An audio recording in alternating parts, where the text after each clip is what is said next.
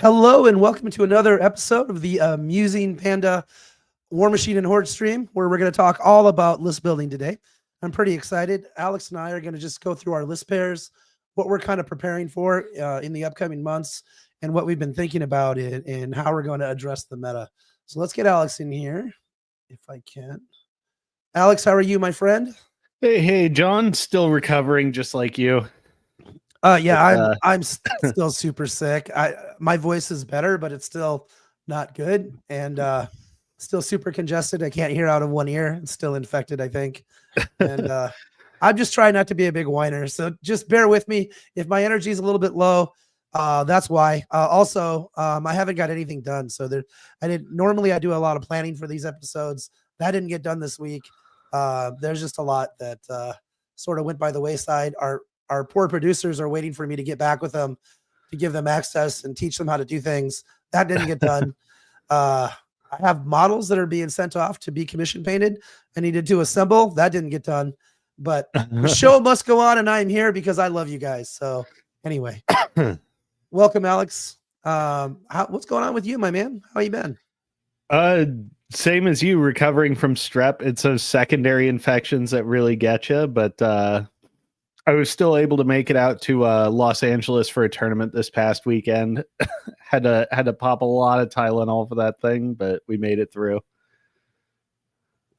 Yeah, I could not have played any Warmachine, I don't think. I did not want to think that hard. Like, oh my gosh, I would have been so cooked.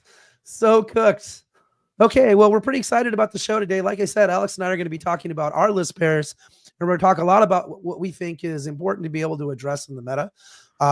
And sort of how we think about our lists as a pair instead of just as single lists. They kind of form one cohesive unit, so to speak. Try to get centered in the camera and try to look at it. Wish me luck. So let's start with news and announcements, I guess. Alex, you want to go ahead and start? Yeah. So over on the new releases side, we can start with the additions to Gravediggers. So this is the Walker and the Heavy Artillery emplacement finally had their official rules drop, which I am pulling up myself. Here, let should me. I've got them up. I'm gonna You've bring got them. them. Just give me a second. Yeah, give me 1 second. Here we go, and let's do it like this. Maybe like this. Ta-da! Yep. All so right. Gravedigger's getting some 80 mil love. So which one are we starting with here? Is this the heavy field gun? Yes, correct. Yeah, this is these models are always interesting if you played with the structures in the last edition. This model is a structure, so one notable thing, it's got a bunch of immunities and things it's not affected by. This is not a scoring model for the purposes of scenario effects. Actually, so it does have forward deployment, but it won't score any type of objective. Does it contest these models? for you? Yeah, it'll contest for you. That's all it'll do. A hidden rule in the structure thing. While this model is 80 millimeter based for purposes of targeting and line of sight, this is a huge based model. All structures are considered huge based for purposes of line of sight and targeting. Right. So that means that they can't be affected by stealth. There's no in melee penalty for shooting them. Is that right? Stuff like that. Mm-hmm. Yeah, you can see them through forests. You can see them through clouds, et cetera, et cetera. Yeah. So these model types are always interesting because, you've got to commit to their position and they have to make that relevant all game long. Which is challenging from both a design perspective and a play perspective. You essentially get one chance to develop their positioning, and if you do it wrong, they're a big liability. Fortunately, this thing is only 8 points, so you're not that much in the hole if you screw it up. Plus, it has outs to somewhat mitigate positioning errors. It also has a 14-inch range. So, I mean, you've got a pretty big circle of influence you can put on there. And the good news is, I mean, the scenario play is still going to be the same. You're going to be fighting over, at the very the very least probably the center. Not in every scenario, but in most. So. Yep, exactly. Yeah, and even if you're going first, 6 inches plus 8 inches for forward deployment, which happens during your normal deployment, not your advanced deployment phase. This thing will have range up to the 28-inch line at minimum, so that'll be covering most central scenario elements. Just the things that won't be in range by default are typically far geometry. If you're going second, this thing can push out even further. Yeah. One thing to note, it does have coordinated barrage, which allows you to make ranged attacks regardless of range and LOS to models that are flared. So you can make it relevant by having what is it, like the commandos or something like that flare models? Yep. I can't remember. Commandos, the heavy machine gun crew. There's a gun type for the Patriot as well that lets you apply flare. Things to consider. So I think it's pretty well designed. The gun is pretty impressive. Range 14, POW 16. Doesn't have any way to boost its damage output, which means it's a little bit limited. It is AoE 3 and POW 10 on the blast damage, so it will be good at picking up one wound infantry. One wound infantry continues to suffer in this edition. Like it's just going to get killed all over the place. It has a couple different shot types. It can put down a cloud effect that does a POW 10 damage roll to anybody that goes through it. A crater, which is models hit -2 speed, sometimes relevant. And then they can cause fire. And then any warrior model unit that's hit by an attack by this model is -2 rat for 1 round. It's kind of interesting. So yeah, shooting at support shooters with this, they're not going to be super effective. Shooting at things like 80 mil solos, they're gonna wind up being pretty sad. You know, just picture your Bison being rat 3. Yeah. To Edward Coates' question, I'm actually not sure if it can score a flag. That one I would have to check the structure rules. I haven't looked at them in a long time because they're not they haven't been super relevant for a while. Can 80 millimeters can score flags, right? You just need to know them? So it would be a question of if it's something that's specifically called out in the structure rules, which I don't remember well enough. But it can't score things like 50 mils or 40 mils. Okay, cool. All right. Anything else you want to say about the heavy field gun? I don't expect to see a lot of them. I think it's kind of a neat model, but without the ability to boost, an 8-point gun is hard to make use of in a lot of cases. Yeah, I think you'll probably wind up seeing it mostly with McCoy if you see it at all, just because he has fire for effect on tap, which can be quite impressive with this thing. Yeah, for sure. All right, let's talk about the Assault Strider. We should go ahead and break that down. I did notice, I should point out, the heavy field gun only has 18 boxes to it. It's only 18 armor, so it's not particularly durable. Yeah, it's a little frail. Yeah. You're mostly counting on it not moving, also not getting it in danger. Correct. Can it get the aiming bonus? No, that I do know. Structures never get the aiming bonus. I used to run a lot of the church back in the day, and that thing was just relying on its old rat 6. You found religion. I'm proud of you. Yeah, that was one of the more exotic lists I ran during the Mark III days. I was running Sirenia in Creator's Might with a church and steelheads. It was a goofy army, and it was mostly because I needed things to tee off Righteous Vengeance for the Menite Archons.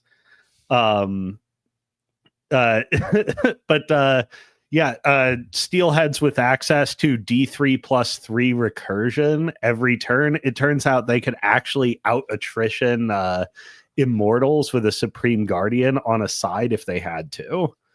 Wild. That's wild. All right. Yeah. Let's talk about the Assault Strider. This one is 2 more points. It's got another point of armor and 6 more boxes, so it's significantly more sturdy. Yep.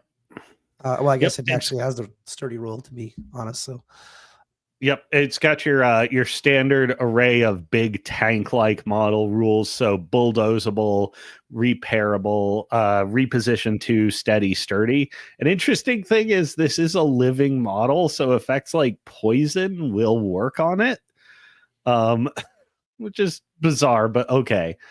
Battle It's not a cannon, construct, huh? You're right. not a Crazy. construct. Yeah, nor is the bison in Kador.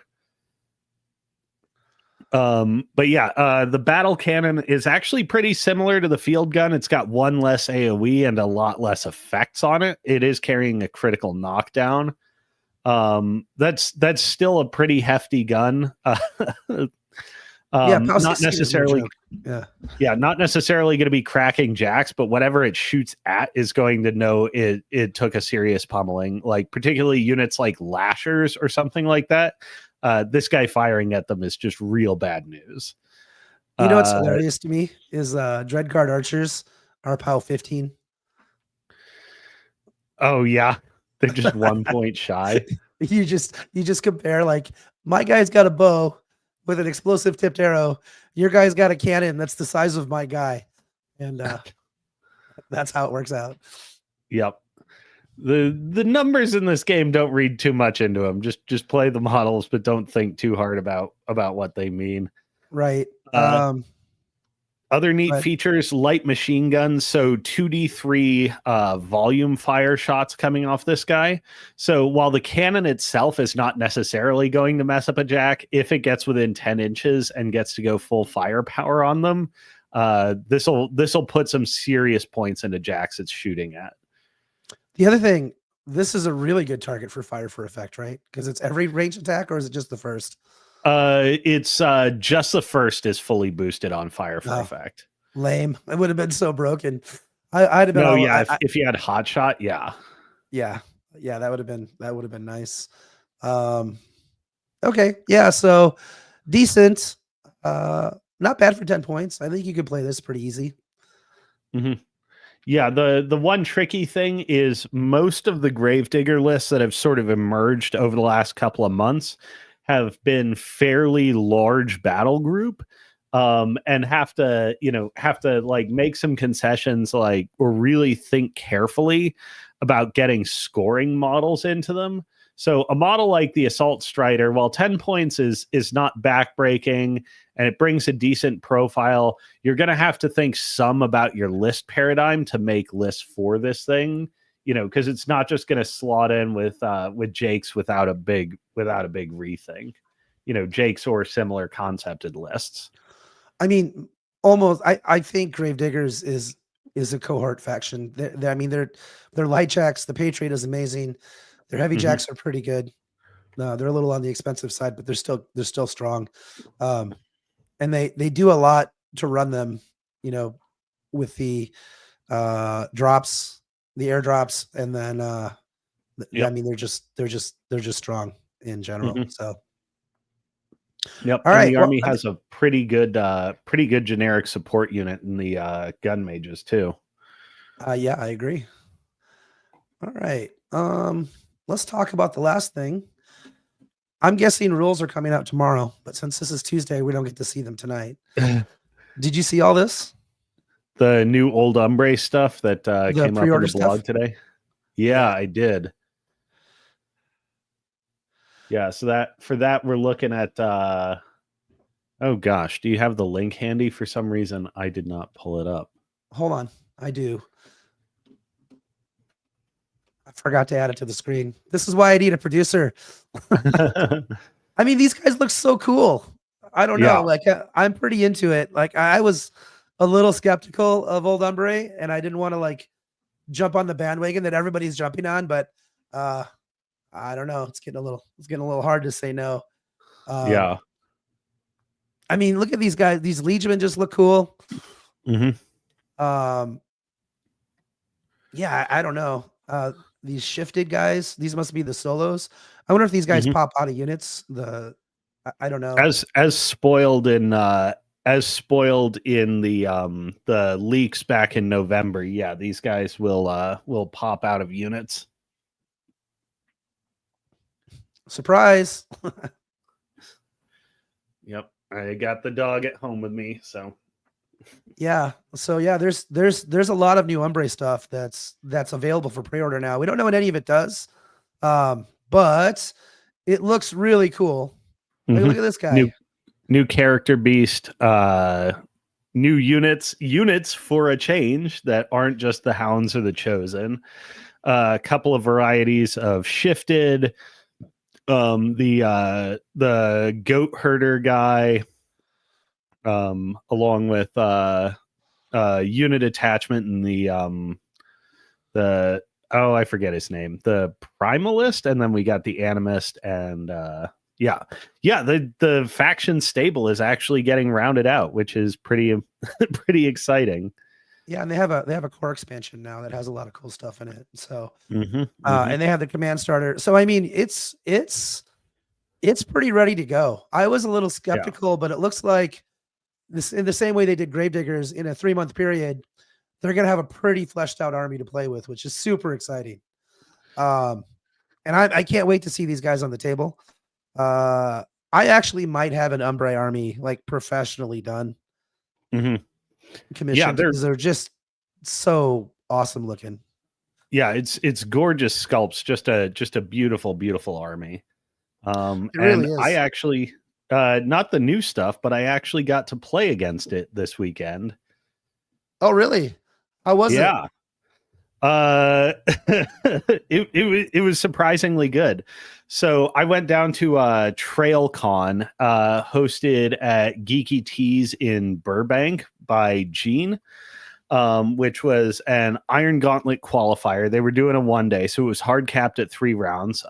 We had 14 players, and the winner of the event, Mike Sterling, was actually fielding Old Umbre. So wow, both his lists were, he won the event. So we had 2 undefeateds after round 3, but Mike was carrying the highest tie breaks in SOS.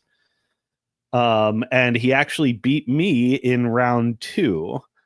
So he was running, all stuff that you make out of that command starter, plus the battle group starters, plus models like the hounds, and he was running what he ran into me was a Galena list with Razor and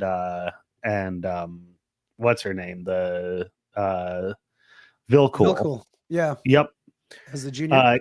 Yep. Yeah. So it was interesting. I was playing Kane into him, so mostly ranged army. He's got this mostly melee army with surprising ranged accents coming out of the primevals, and Galena herself.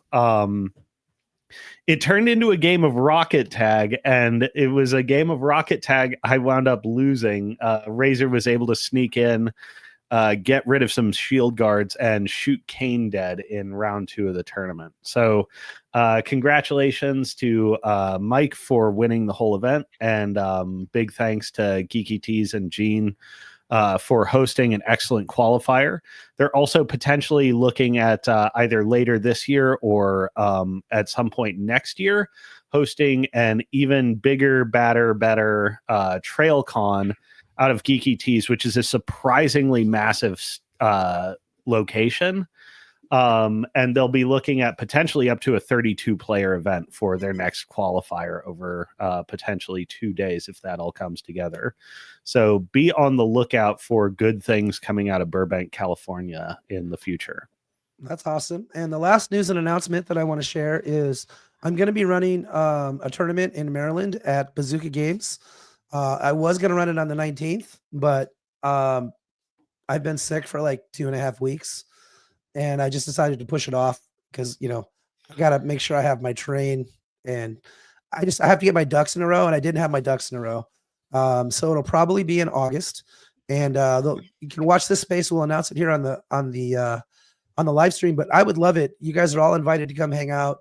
You don't even have to play Warmachine. You can just, come share a meal with me, break bread, and we'll just talk about the game. Or you can play. Playing's fun too. Yep. Absolutely. So I'm excited about that. Again, that's in Westminster, Maryland. and we'd love to have you if you want to show up. All right. I think it's time for us to get into the meat of the episode. Yes. And I'm kind of excited about this because Alex and I have been going back and forth, sort of talking about our lists. And I thought, oh, Ted, sweet. Check this out. I'm going to squirrel for a second.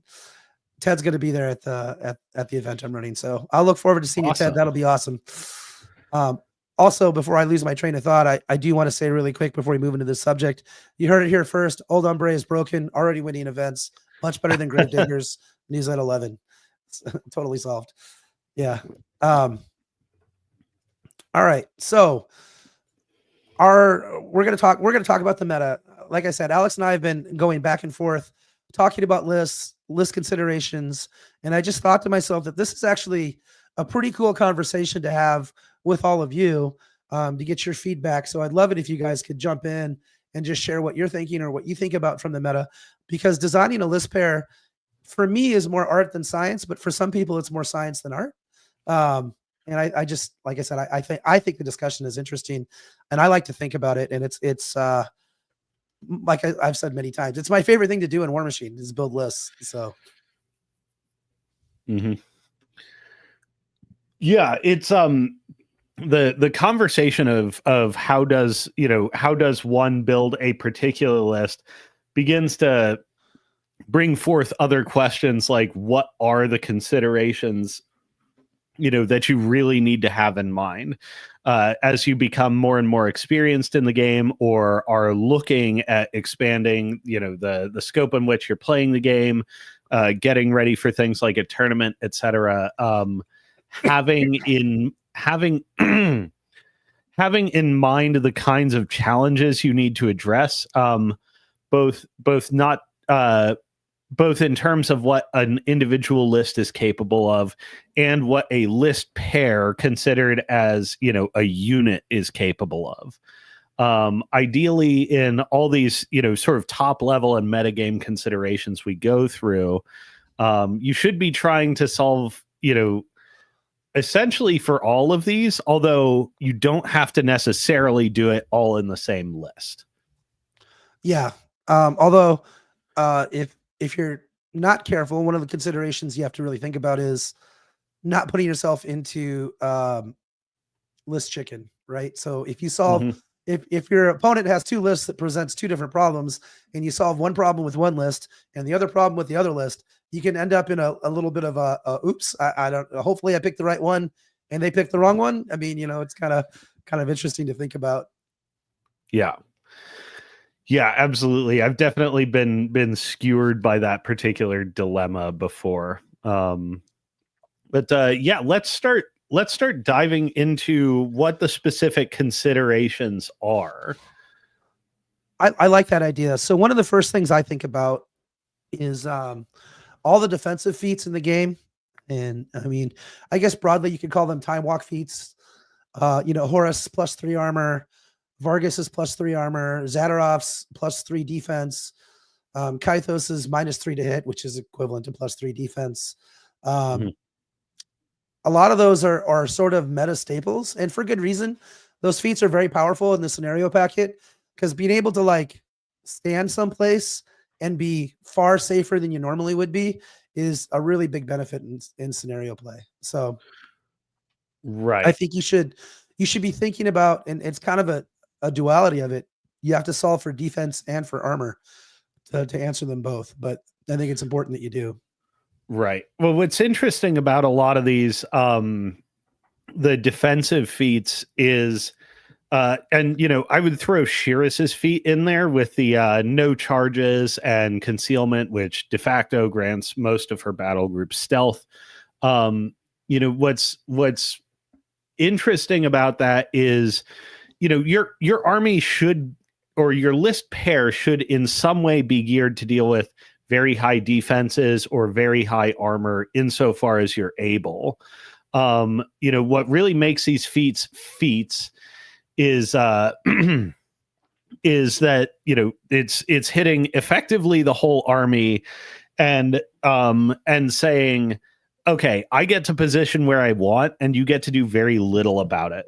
So you have a couple of options. One is to overcome these through, sheer force of arms, essentially have the power available to deal with these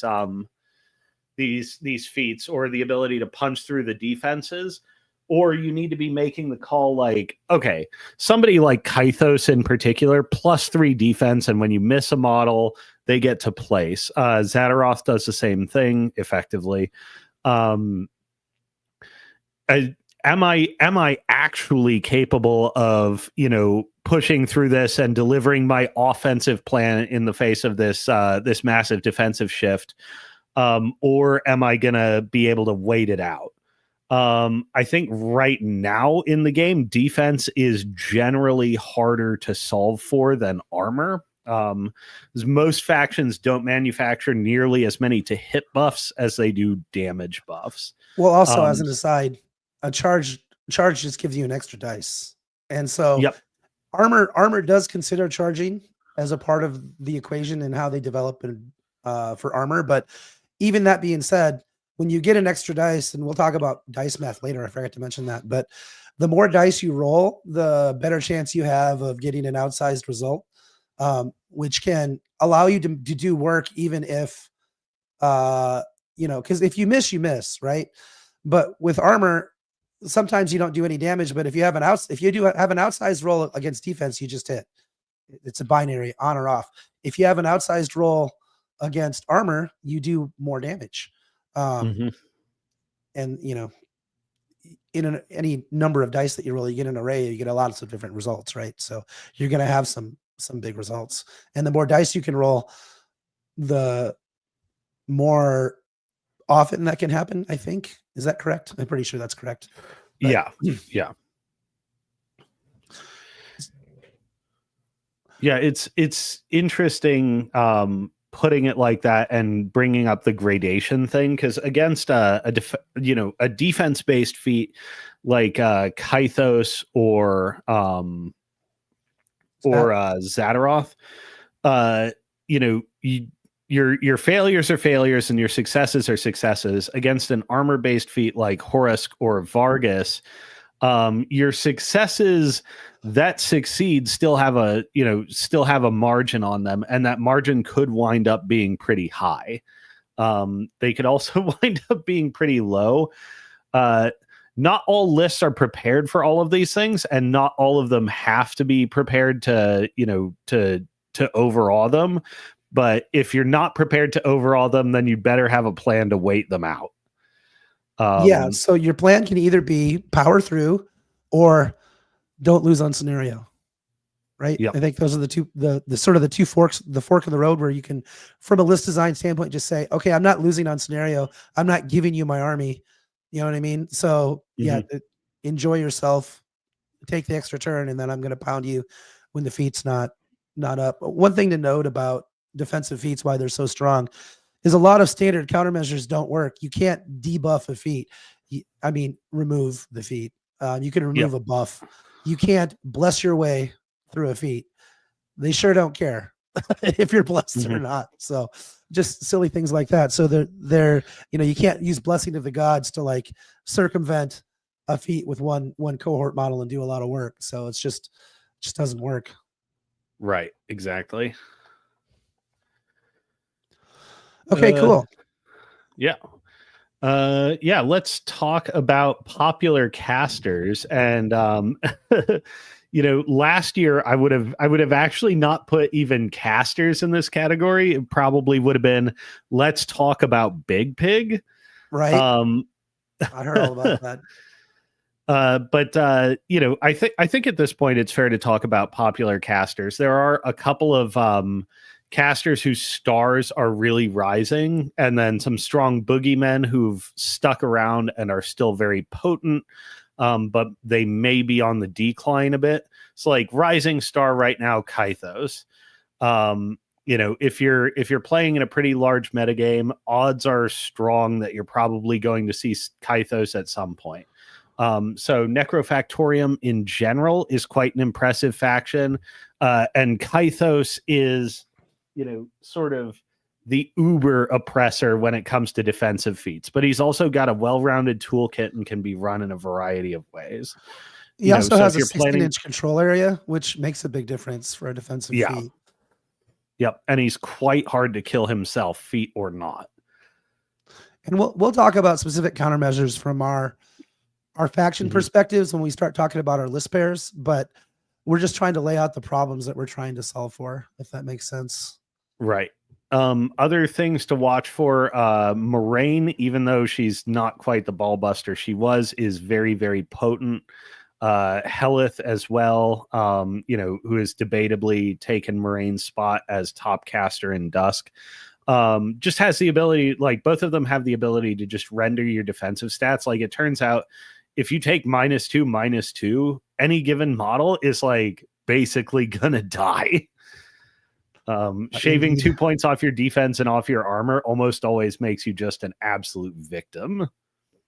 And we'll get to this, but as an aside, it's also an excellent answer to I feat for +3 defense. Okay, I take 2 of that away. +1 defense I can deal with. You can power through that. The other thing about Hela's feat is her feat is also a defensive feat, but it's only in a 12-inch control area, and it only applies to warrior models. So, but it is +2 defense and +2 armor, and army-wide Defender's Ward is a heck of a drug, let me tell you. It is quite potent. Yeah. Quite potent. Especially defense on the 15-18 Eldritch or 15-20 cavalry is or 15-19 cavalry is not pleasant. I think it's pleasant. Well, yeah, you would. You're not trying to take wolf feet attacks at defense 15 models. Fair enough. Okay. So sort of aligned with casters and popular casters is sort of the emergence of popular super juniors. While we're not in 2024 where it would have been, primarily let's talk about Big Pig and then let's talk about casters secondarily. Magnus and Invictus is starting to make a big comeback, and then Exelon Nostilla and Aberration are beginning to add sort of a metagame staple that also could be said to be true of Colossals, which is big mega tough centerpieces as a growing trend you need to watch for. So that can be armor 22 plus tons and tons of boxes, or Aberration with 36 boxes and impervious flesh, which by the way breaks like a lot of dice math expectations for killing a model. Something that's going to be pretty common and often as game defining as a caster is a big mega tough centerpiece. And just like defensive feats, you really got to know when your plan is to take it down and when it is to ignore it. Yeah, and I mean the Colossals fit into that too, right? So I think probably the most famous one right now is from Shard, which is 3 snakes in a trench coat. I have no idea how it got that nickname, but I'll go with it because it seems to be pretty common. But I don't even know what that thing is called. That's what it looks like. It's just missing the trench coat, but it's 3 snakes all wrapping each other. Yeah, exactly. But that is a very tough centerpiece that a lot of Shard lists are. I mean, I've just seen it a lot. It's all over the place. And what makes it hard is it has rapid healing. You can have an armor buff. Shyrus can make it so you can't charge it for a turn, which means the turn you really want to kill it, you're not going to kill it probably. They have mortal fear, right? So if you're living, it can be even worse. I mean, they can make it so the thing is immortal, and it does have enough output where you don't really want to ignore it. You can, but I actually find that with most Colossals, you can ignore them. They do some damage, but whatever. They're also 30 points. So have fun with your 30 points, killing a few models. I'm fine with that. But that's sort of my thought. Right. Yeah. The the trike is interesting. It can do a lot of business at range if you don't have, decent defensive measures for range in your army. This is Shield Guard works remarkably well against it, and this is actually probably like a broad metagame consideration that I don't think either of us thought to add in here. Shield guard is often something you should be thinking about in list construction. And it's not quite the same as like protection as scaling defensive buffs like deceleration or deflection that just army wide reduce the impact of shooting on your army. Shield guard means you still take the consequences of guns, but you change where they're applied. This is so while it doesn't reduce the damage you're taking from shooting in a strict reduction sense, it does let you reallocate it, and it's super important for shutting down exploitative shot types, which are shots that like if they connect with the wrong thing, like in the wrong way, you're screwed. One of the things that makes the trike a metagame staple is while its raw firepower is not necessarily huge, almost all of its guns are exploitative. You don't want it just getting free liberty for what to shoot at. Because while it won't necessarily kill a ton of pieces, it will screw them over really badly. And I mean, that's important to know. I hadn't really thought about it, but shield guards actually are probably a pretty good call. Other things that I wanted to bring up, cloud walls and mass stealth. So if you bring two gun lines, you could find yourself in a really sad position in certain matchups, unless you have a clean answer to either of those. So something to consider for sure. Yep. And this is weirdly one of those, particularly if you're a Shadow Flame Shard player, some of the most feels bad points you'll ever spend is Wormspine Shadowmancers. Because condition is not a particularly good ability, and they're not always useful. They're basically 4 points for reserve scoring guys. Never feels great to put them on the table, but boy, sometimes if you do not have access to Eyeless Sight or Magic Weapon, you will just lose. And that'll show up in my list building as well as we go further down. Similar kinds of problems, like needing outs for random text situations like cloud walls or stealth. That's interesting. Okay. I want to shift the discussion a little bit. I think we've sort of beat the meta to death. I think I don't know if anybody in chat wants to point out anything that we failed to talk about in the meta that you think about in your list construction. I'm all for it. I suppose we could talk about some of the heavy cohort lists. It's just something you just have to be able to chew through it, right? Things like Jake's, things like Mort Nebra, things like who else runs a really heavy battle group? Sorry, I thought of another category too you probably should think of, which is the assassination casters. So casters like Vilcool. You have to have an answer for staying alive against casters like that. A lot of the SFS casters are sort of geared towards assassination. So, one of your lists should have a pretty survivable caster, I think. I think that's would be a pretty big benefit. But anyway, I wanted to shift the discussion to talk a little bit about your list pair and how much you want to diversify your two lists. So for example, I ran two lists that were pretty much model for model the same lists. I mean, you saw them, right? Yep. And people were like, why are you running the same list twice? I'm like, because they run completely differently. They're very different, but there is some holes with that strategy that, I am taking a lot of the best models in the faction, but anyway. Go ahead.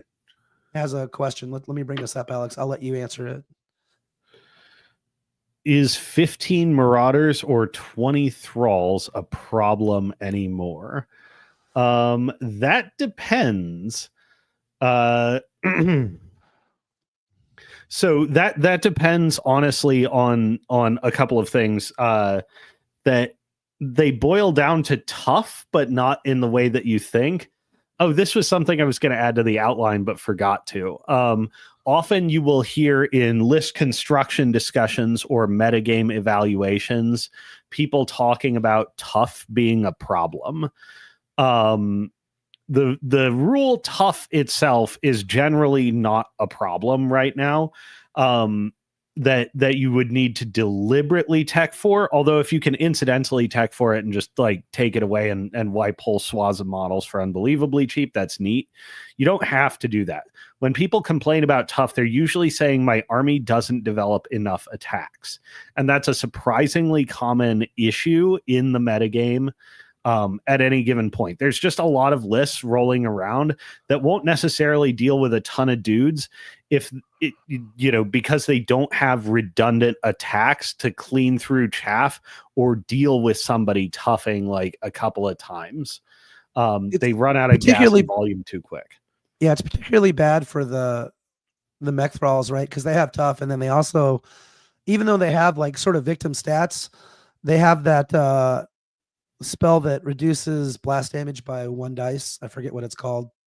It gives them rise and essentially blast resistance, which is a big deal because a lot of ways you clear single wound models is with blast damage, right? And if you're POW 8 blast damage going into a mech thralls with 1 dice, you need to roll a 6. It doesn't feel good. It does not feel good. That is not a good plan. Although I will say things like momentum guns are really good because you can slam a medium base model over several small ones, or just even 2 small base models into each other. They both get knocked down. They both die. I mean, that it ends up making a lot of work turn over turn. So it's just something to consider. So if you can manufacture knockdown, things like Invictus with his AoE 3 knockdown gun, Rocket of Destiny. Yeah. I mean, these are things that when they come up can be helpful. Actually, I'm thinking this is Kevin. I don't know if this is Kevin because he's logged in as advanced maneuvers, but this is a good question. Does the Mark II list style of ask a question list and a second list that answers a question still apply, or is everything a question list?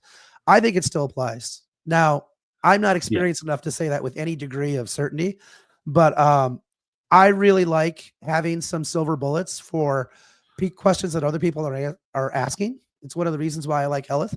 She's got a lot of silver bullets in her chamber, mainly her feat, which answers defensive feats, which is a pretty big deal.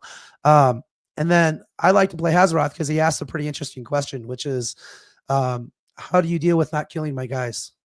And that's fun for me. I don't know. Your mileage may vary, but I like it. So I agree with you, Kevin. I think that asking a question and a second list that answers a question is really a good way to think about it. Or another way to put it is to have a sort of generalist list that you feel comfortable taking into a lot of stuff, and then having another list that covers whatever you don't want to see with that particular list. Yeah, having the generalist and then a specialist to deal with the problems.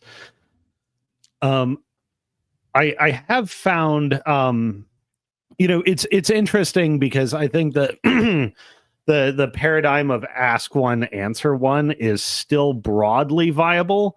But it's interesting, since that terminology first caught on, how the answer has developed nuance over time. Because, as you say, the generalist and specialist is another way to handle it. And I swore by that strategy for many years, but I essentially found over time that every time, my specialist was going to drop, it was always list chicken for them. And I'm mostly now in the position of attempting to field, okay, let's have generalist 1 that's a generalist in, some particular way, and then generalist 2 that's a generalist in a different way.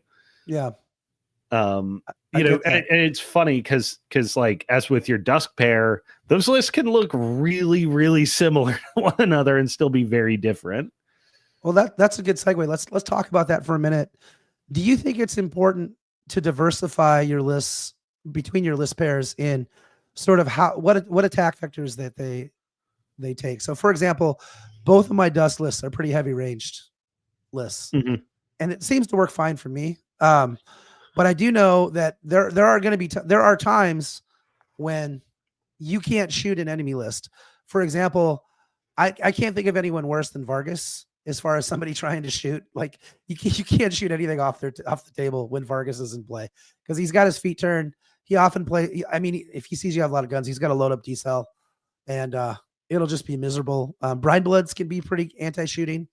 They have rough seas right on the spell rack.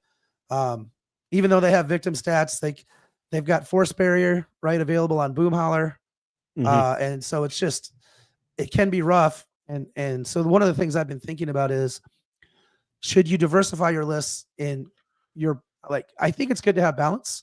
Like, you should have some guns to keep people honest in every list. Yeah. I strongly believe that, but I have a pretty heavy range focus, and I wonder if I would be better served in moving to like a more melee focused list. So for example, you could run a Tyrus and a Moraine. That's like a pretty standard list pair that a lot of people play.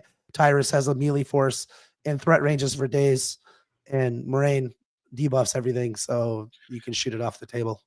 So yeah, I think it's there's a couple of ways to diversify. I think most Mark IV armies, the new Prime armies, incidentally can get a good amount of shooting in them, and they really, like, you really should build, you know, all of your lists with at least some decent guns.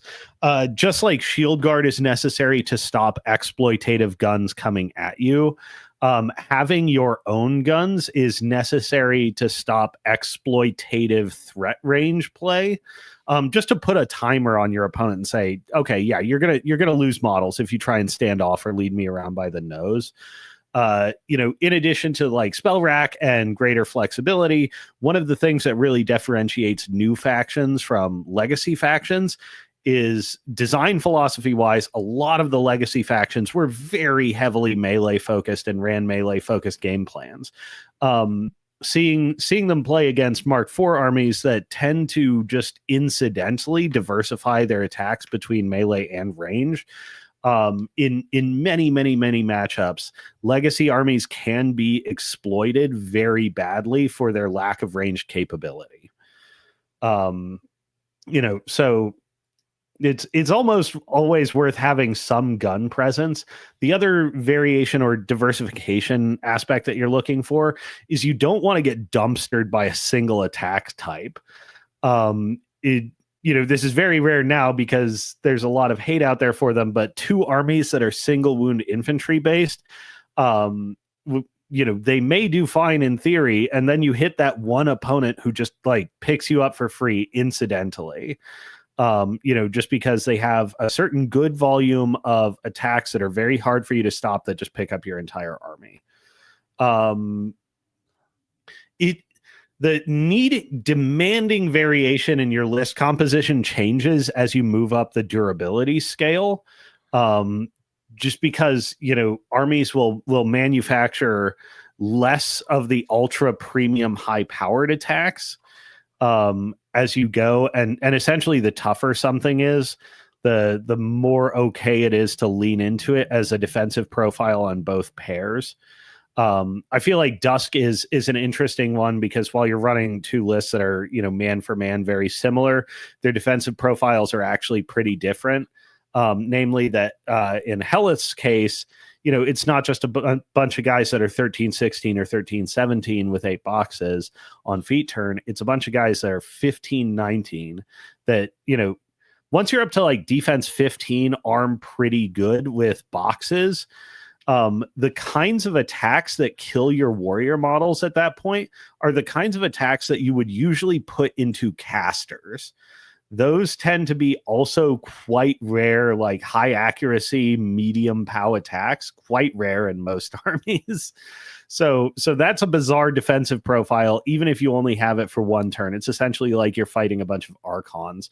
Versus the other side is, yeah, I have a bunch of 13-18 dorks that I can spend focus to keep around. And if you have anti-healing tech, if you don't have anti-healing tech, and you don't have a ton of redundancy, then it doesn't matter what your attack type is. It's not good into this defensive array. Indeed, unless you have a lot of attacks. So Ragemonger actually picked me up pretty good. Yes, because he has a lot of attacks in his army, and on the feet turn, they all become very good attacks. So, yep. They also all become like shockingly accurate when the first time a Brinebloods player tells you, you're like, you know, defense 14, like, okay, I don't need to roll still. I just hit you. Yeah. Yeah. Thank you. Drive through. Yeah. One of the things I'm most worried about is if you have an over reliance on guns and then you walk into the list that is all stealth that you have no mitigation for. Now you're really fighting uphill. Because I mean, you can still fight in melee. I mean, don't get me wrong. Like even Dreadguard archers are POW 12. So if they charge you, it's gonna hurt. Like it's not free. And they have what 10-inch threat. So not bad. Good enough. But so that's something I've been sort of thinking about. Like, do I want to diversify my list pairs? Do I want to go a more cohort heavy list and then a heavy infantry heavy list? One thing that I haven't really considered is I don't really consider the light infantry in Dusk, mainly because they have such victim stats. I just feel like they're going to get picked up for free by everybody that just looks at them. And I mean, when I've played against the Soulless, like they just all die. And even like the Mage Hunter Assassins, they're great, kind of, unless they miss or they just get hit with blast damage and they die. Right. Yeah. Anyway. Yeah, they have a real tendency to be frail. Yeah, assassins are super cool, but they're here for a good time, not for a long time. Right. Yeah. Yeah. Story of my life. Anyway, we don't need to get into that. So. Oh man. Yeah, I would say one last thing that you made me think of and up here on this top line, gun line versus tanky versus melee smash, sort of just like the legacy armies are prone to easily exploitable all melee forces. Even if you have the capability to, you probably want to avoid building a strict gun line in either of your lists, just because the playstyle is also fragile and tends to be exploitable, especially with old Umbre coming into the metagame, hopefully in a big way here soon. Old Umbre can field armies with melee threat ranges that out threat guns. Your walking and army, shooting? Huh? Yeah. Walking and shooting? Really? Yeah, walking and shooting. Yeah. Yeah, they can put together numbers that are bigger than that. I mean, in some cases they need the stars to align to do it, but it's very much like a Shadowtongue kind of thing where like they can just piece together a disgusting threat range out of all these different moving parts, and they don't necessarily need all of them to connect. Kevin is helping us out a ton. This is a good question, and I think we covered this a little bit earlier, Kevin, but is defense or armor the harder thing to answer? It's 100% defense, if you ask me. Earlier we mentioned that you have an extra dice when you charge. So that makes armor easier to answer just in general because you're rolling more dice. And when you roll more dice, when you have those outsized rolls, they do something. And when you have a really big roll against armor, you do a lot of extra damage. When you have a really good roll against defense, you just hit. You barely need to hit. Where if you barely break armor, it doesn't do much, and that's where armor's value is. So, yeah, yeah, and I mean, we said it in the context of we say it in the context of feats. I think in general, if somebody's trying to do like all the time defense, defense skewing, they're typically hitting like defense 14, maybe 15. That's not that much of a challenge, but when you're seeing like defense 16, defense 17 on one turn, that can be far more impressive. Versus if somebody's like consistently generating like, yeah, basically everything you can attack is arm 22. Everything being arm 22 is, I think, for most armies as an all the time problem versus a feat problem, probably a bigger problem than everything being defense 14. Yeah. Ted makes an awesome point, which is not many armies have Carnage on the rack. That is an excellent answer to defense spam for sure. Carnage is not a fair and balanced spell. I said it. It's funny. It's funny how in the last couple of editions it was kind of a second stringer spell, and now it's like, one of the big playmakers. It's just interesting that the game has changed shape that way.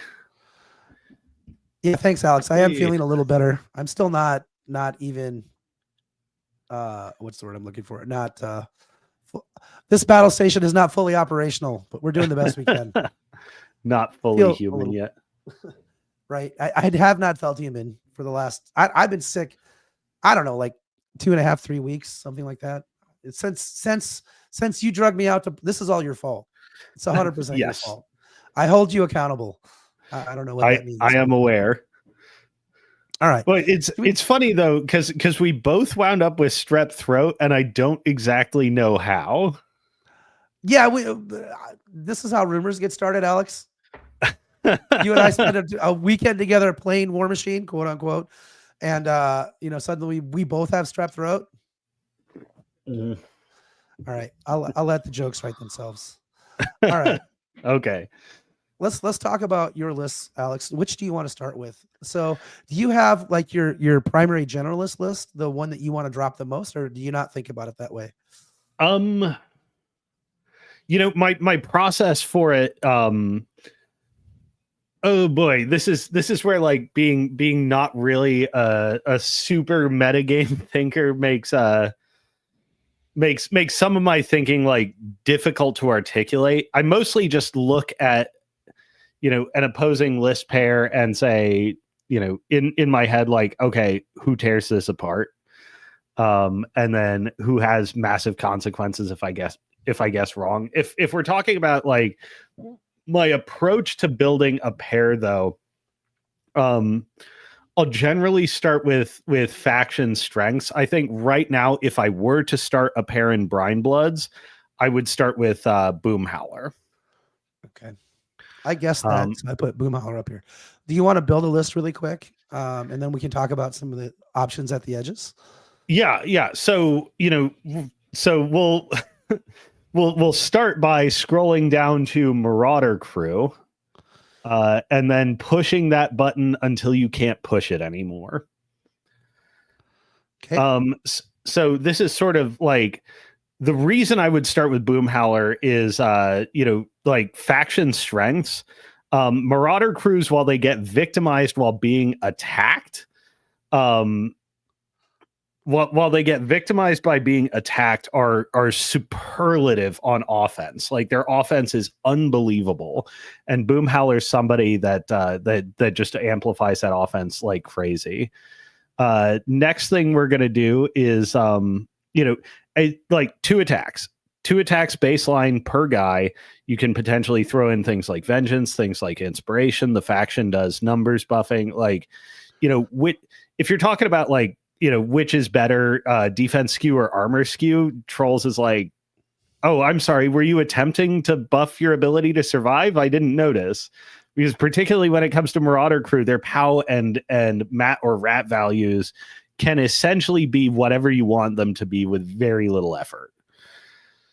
You are in the land of stacking buffs, right?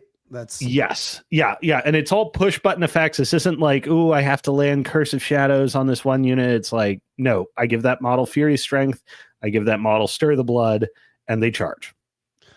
Do you think that it makes sense to have at least one list with 4 units of Marauder Crew as just sort of a question that you can ask your opponent? Like, can you deal with these?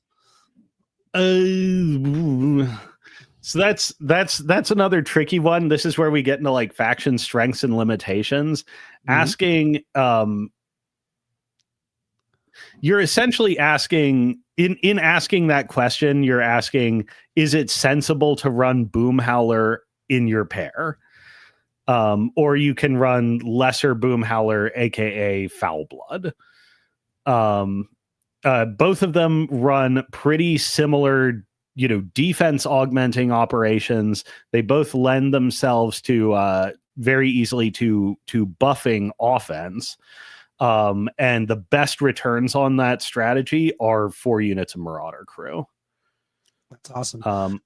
Hold on, I'm going to pause for Alex's question because I actually want to make this point. This is 100% what this show is supposed to be about, Alex. If you ever want to get on and we build some lists together, I'm all for it. And that goes out to anybody.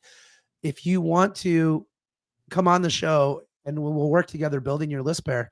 I would love doing that. It's fun just to talk about it, and it's a good way for other people to learn about the faction.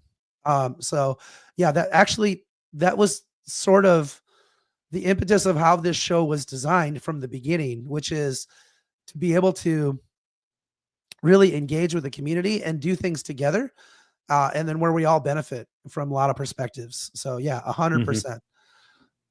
So yeah, just reach out to me. We're friends in Discord or whatever. Reach out to me. We'll schedule the time. We'll bring you on. We'll do your list pair. We can do the same thing for you, Dewey, if you like. Yeah, I'd love it. So anyway, we'll continue talking about Boomhowler because we're talking about Brinebloods now. But that is an open invitation to anybody at all. And the cool thing is these discussions allow us to really explore a faction in a way that's interesting and will help you when you're playing against that faction, because now you'll understand a little bit of the person you're sitting across from's perspective and what they think about when they built their list, right? And what they're worried about. So it's a great way, and like building lists is a great way to get insight into into the kind of technology that you'll have coming at you. Like, I've heard a number of people say, oh I'm not super familiar with this. So, and it's like, well, there is a solution. Every time you go to the bathroom, you just pop out and pick a caster and build a list. But yeah, returning to the 4 Marauder Cruise thing, it's essentially asking, is Boomhowler or a Boomhowler substitute a sensible part of your pair? Yes. I think right now Boomhowler probably anchors a lot of Brinebloods pairs. If for no other reason than she's a good generalist that also incidentally happens to give a lot of list compositions conniptions. And we'll get into the next aspect for that, which is go ahead and scroll up to the Abyssal King and click that guy. Abyssal King. Is this one of the good Colossals? This is one of the good Colossals. So there's a couple of possible configurations to run the Abyssal King in. The one we want is the cheapest configuration. So that would be Bulbous Chomper Head, the Triton Figurehead, and then Main Gun Tentacles. So it comes pre-configured that way. Awesome. Yep. So good things about the Abyssal King. It is going to, regardless of how you configure it, it's going to be carrying 6 initial attacks. It's going to have some very good abilities in it. It'll have very long range guns, like decently ranged guns. It'll have a range 3 POW 22 melee attack, and in this configuration, you're sitting at speed 6. You're sitting at paralyzing gaze, so if you're making melee attacks, they're going to be effectively mat 8 all the time. You can apply pressure downrange, or you can just take your incidental attacks for what they're worth. As you're fighting in melee. The big thing here is that this model is speed 6, as is your Marauder crew. That means this is crossing the center line at the same time as your 20 plus dudes with like crazy offense. Boomhowler has. Hold on just a second. How are all these things speed 6? My Dreadguard elves are speed 6. They're elves. This makes no sense. I want a refund. Pirates. This is a BS. It's delightful. I love my speed 6 army. I mean, I was running Boomhowler previously with heavies as the battle group, and you really did feel the material difference between the speed 5 heavies and the speed 6 units, and that the heavies got left behind real fast. The speed 6 Colossal basically means that all your offensive threats arrive at the same time and therefore get the same amount of benefit out of her pretty good defensive feat. It's not bulletproof. It doesn't make your guys like super hard to kill because you're only going from defense 12 to defense 14. But it's enough to ensure that more get there. It does also make your Colossal basically invincible. Yeah. So Kevin has another interesting question. He says that's an interesting take on the Abyssal King. Is there a risk of providing your opponent a focused target? Does Holler want to go deep in her battle group or wide? Deep or wide in her battle group. So she can go. She can spend a lot more points on battle group and achieve some very different things. This is not the only war beast I'm running in here. Normally, I would agree with you in that one of the defensive problems you're facing is like, okay, well, I just pile all my high powered attacks into that guy.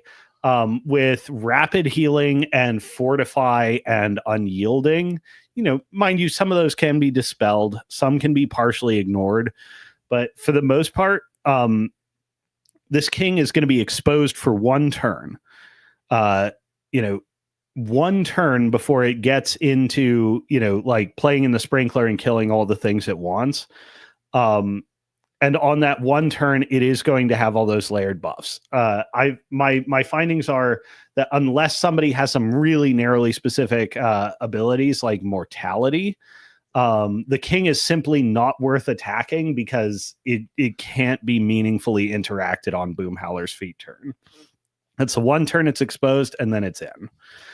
So it doesn't necessarily create an outlet problem. What is Boomhowler's feet turn? So Boomhowler's feat is +2 defense. Like, okay, you're moving your king from 10 to 12. But it's also rapid healing for all models in her control area. So where this all comes, where this all comes together is like, the Trichomerics is a bit of a metagame definer right now. It's 50 boxes, armor 19, and Dragon's Blood up to 21. The king is 56 boxes at armor 19, fortify up to 21, unyielding up to 23 against melee, and then rapid healing. It's outrageous to try and put damage on that thing on feet turn. All right, and then even if you manage it, it's still got regeneration and snacking. That seems good. Yeah, it seems like you could fall flat in trying to kill that thing and waste a bunch of attacks. Which is, again, why I often ignore Colossals. Do this at your own peril. It's a good way to get your caster killed. But you have to know which Colossal you can ignore, either because they're particularly in the case of the Trike, like their ranged output, with pre-commit can be mitigated, or just because their offense simply isn't great. And that's like some configurations of the Phantasm or the Garlgast. The Abyssal King is not one you can ignore. Its output is terrifying. Good to know. I went out on a limb and I added a Virager. You can tell me if you want me to remove it, but I haven't seen. No, that is exactly perfect. I actually used to run a Reef Troll in this slot, but I found the Virager is just too valuable. That thing is, it just has so many rules. I know it doesn't have that many rules technically, but it feels like it has. It feels like it has all the rules. I don't know why. It just does. It does a million things. It's also doubly nice for that whole mat modifying thing or the rat modifying thing, because the Abyssal King's rat is so bad. Having a paralyzing gaze aura that can wander out really helps set it up. There's also just some good. It's so flexible. It's fast. It hits hard enough. It also unlocks a viable late game strategy that not many people think about. So keep your Virager around. You'll need it for scoring late game, but it also enables you, as Avenging Force, like as you're no longer casting Avenging Force in the late game, you probably rotate Storm Rager to Boomhowler. She upkeeps that maybe for free with Madame Moriarty. If she's still alive, and then she puts Flaming Fists on herself, and then Moriarty puts Fury's Strength on her. In the late game, you can have Boomhowler be 15-18, which is a quite respectable defensive profile, but also Mat 9 POW 20, with an option at that point for 8 attacks at POW 20. So the Virager is like a little reserve package that lets Boomhowler turn into a late game terrorist. Okay. Yeah, that's actually gross. That is really gross. So trolls are very different than they used to be, is what I'm getting from all this. Very, very different. So I mean, now, the way I describe them when people ask is like, oh, it's trolls that are pirates, right? Like, no, Brinebloods Marauders is, the operative word is pirates. These are pirate models. They move and behave like pirates. The only difference is like their stats are troll inspired rather than human inspired, which leads to some pretty bad defenses and some pretty amazing offenses. Yes, they're chubby pirates. We covered that. All right. So I would call this sort of the basis, right? And now it's that's the now core. It's time to add now we're adding spice. support and auxiliary elements. Got it. Okay. So we'll just start with the essentials first. Marauder crew needs their attachments. I usually go at least 2 units with bosuns, and then these days I'm also favoring 2 with tappers. I used to be much more into the quartermasters, but it's not just the nerf to the quartermaster. I've actually found the utility of the quartermaster unit is like just okay, and I would rather try and squeeze in more elements. So we've got all these support packages in. Let's talk about what the bosun and the tapper do for those marauder crew.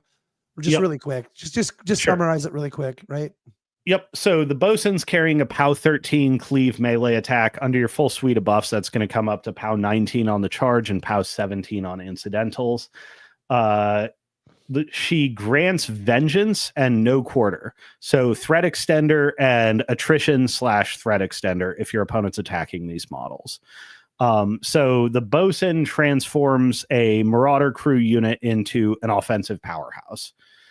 They're gonna come to get you. They're coming at you from a ways, and they're gonna get it done. So these are sort of your shock troop units.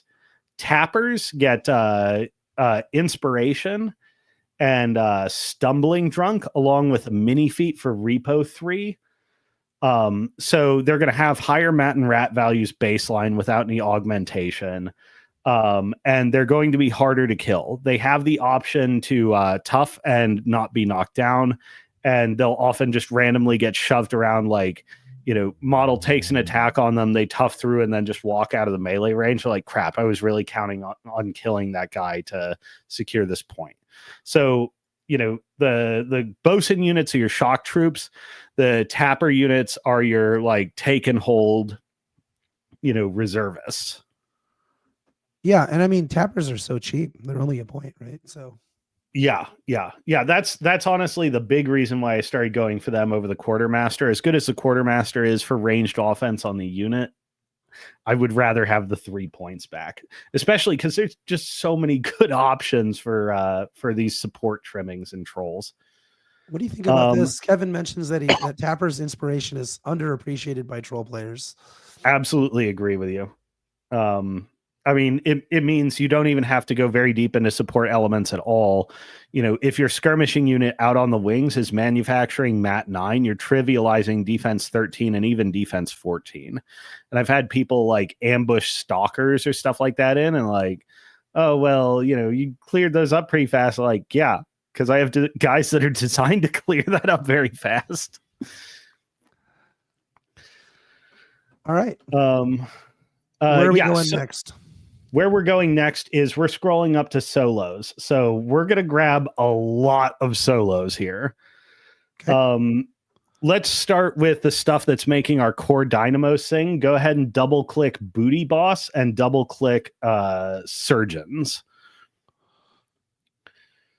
So Booty Bosses are a handy little model. They offer you battle plans for Prowl, which is okay. It comes up every now and again. Set defense, okay, you're mostly modifying defense 12, although defense 14 under the feet means if your opponent is going to get the drop on you in melee, you can be quite hard to hit. The big thing they're doing is damage on tap. Stir the Blood gives +2 POW to your Marauder crew, and it's part of that push button equation to get you up to POW 17. It's also a 2-point solo. It's a 2-point solo with a hand cannon. Yep, 2-point solo with a hand cannon. This guy can just wander around in the back, like in the back areas, like looking for things to contest, looking for flags to score, and just making incidental shots. So he's handy. He also has 16 armor randomly. It's actually a really solid model, just all the way around. Oh, they got changed. Last year they were 3 points, but they were 12-17 with 8 boxes. They were infuriating to kill. All right. And then what are you using the surgeons for? Grim Returns? Yep, Grim Returns is the big one. Shark Bait is a kind of on death shadow shift. If you fail a tough, can be neat. I've had this actually, like, just incidentally, when somebody sends in a unit to go and trade with my Marauder crew, their unit has enough attacks to wipe out my Marauder crew. My Marauder crew has enough attacks to wipe out their unit. Often what'll happen with Shark Bait is one of the Marauder crews will die, walk forward, kill one of the guys in the unit that's attacking them that hasn't attacked yet, and your opponent realizes, oh crap, I can't wipe these guys out anymore, because they're pulling up like 1 or 2 attacks short. And then the surgeon starts recurring them, and you flipped what was going to be a bad engagement for you into a good one. Grim Returns is the big one though, because you're sorry, go ahead. I was just going to say, it's not something that you use all the time, but it is something when you do use it is going to create huge problems for your opponent. And one of the things I think that Brinebloods does very well is it stacks complexity on top of complexity. And it can be hard cognitively to unpack all of that can be going on at any given time. And I think that's one of the strengths of the Brinebloods faction, actually. Yeah, they're pressuring you in a lot of different ways. Grim Returns is one of those super important pressure vectors, especially as we get to the second list as well. Essentially, Marauder crew's defensive stats are so poor that almost nothing saves them from dying. So you kind of have to accept that they're gonna die, and the best way you can defend them is by bringing them back. Your surgeons will basically have business every game, and they'll keep units in scoring.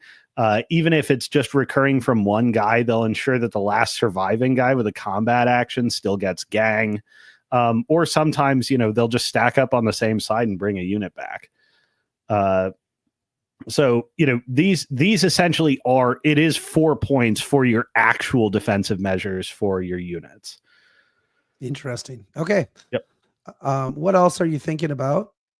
What else am I thinking about? So let's actually, let's go ahead and click Madame Moriarty. She is just down in Mercenaries. She is just such a good solo. Like, it's hard finding a list that doesn't want her.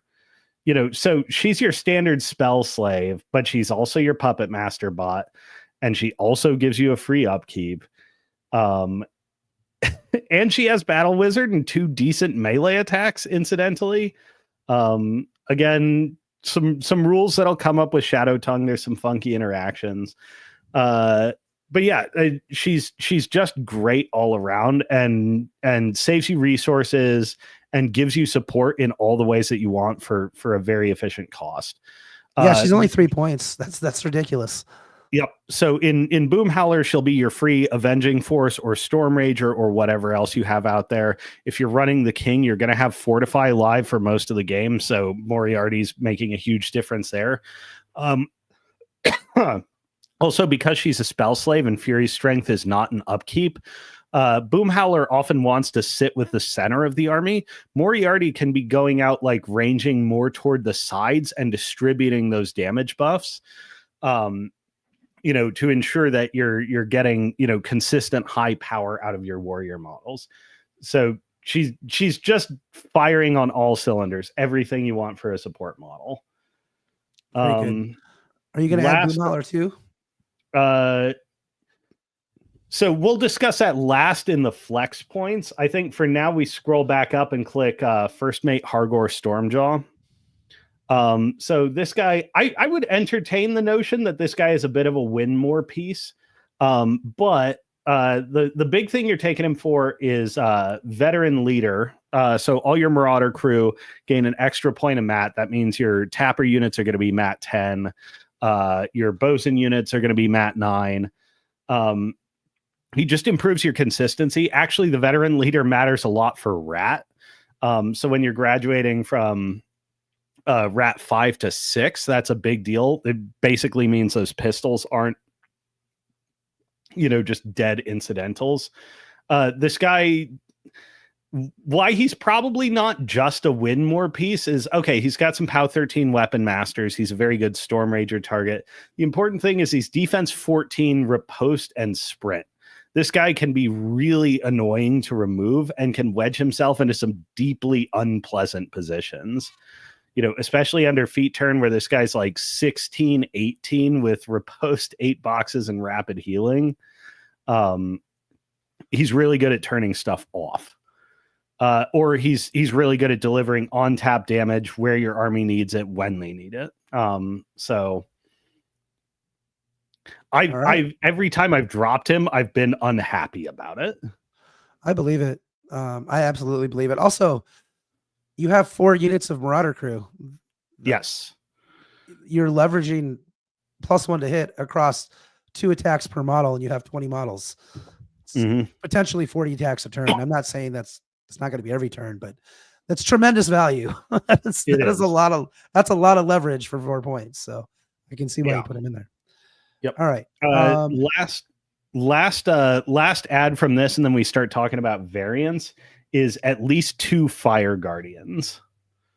Okay. Those are only a point?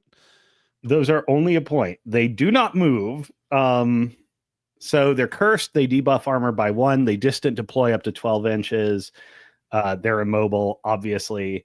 And they have leadership friendly factions. So this is all models, Warbeast included. Gain damage type magical. Up until this cadre came around, incorporeal was a massive problem for this faction. Absent taking a Fire Guardian, the only magic weapons in this force are Boomhowler's melee and Moriarty's melee. That's it. Ouch. Yeah, Brinebloods have a massive weakness to incorporeal, and this model is essentially a band-aid for that. When placing these things, you can place some of them to like contest objectives or like pre-contest flags or 40 mils or stuff like that, or control them. But if the magic weapon thing matters, you want to have one of these living in a safe reserve location where it can project that 10-inch aura. Like if you're fighting Necrofactorium, you need at least one of these to survive the game to enable you to fight their ghosts. Otherwise, you're in big trouble. That makes sense. Okay. I was going to ask you about these guys. Yep. Which guys are that? Oh, the pig boarding crew. So I don't take them in Boomhowler. Okay. The reason for that is, while they stack the defensive thing with her feet, part of the problem with them is they are just single wound infantry. Like as frail as the Marauder crew are, their boxes kind of matter. The boarding party can get liquidated real easy. And because you're fronting, so many guys in this army, you often don't need, time bandits to come in off the edge and waste your opponent's time. You've got so many bodies down that you're just accomplishing that out of hand most of the time.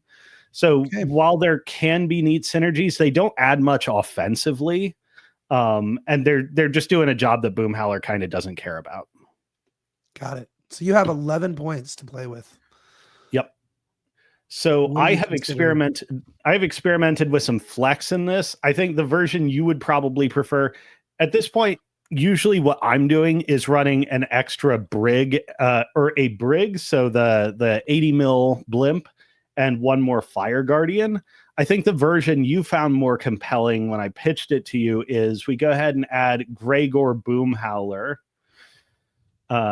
in the mercenaries, and then we add a so Boomhowler is giving us an augmentation for the feet, so he can go force barrier on a unit to really jack up their durability against shooting. You maybe stack set defense there. This is probably going to be one of your bosun units. So it's defense 16 at range and defense 16 against charges. You're really making sure that they make it through the feet turn. He has lots of auxiliary uses. It's worth not overlooking that he can have a spray 8 POW 12 coming off of Rat 7. So he's kind of a cheeky range piece too. Freakishly difficult to kill, especially because he has Inhuman Resolve and will not die until the start of your opponent's turn. Decent melee attacks.